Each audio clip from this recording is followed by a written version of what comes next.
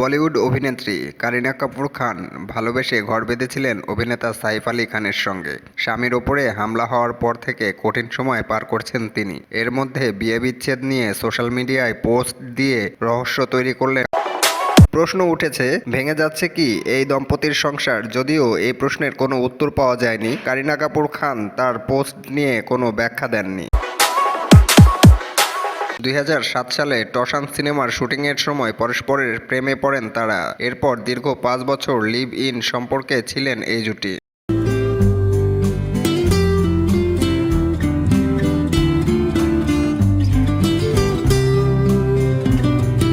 2012 সালে বিয়ে করেন সাইফ কারিনা। 2016 সালে জন্ম নেয় এই দম্পতির প্রথম সন্তান তৈমুর আলী খান। 2021 সালের 21শে ফেব্রুয়ারি এ জুটির সংসারে ভালো করে জন্ম নেয় দ্বিতীয় পুত্র সন্তান।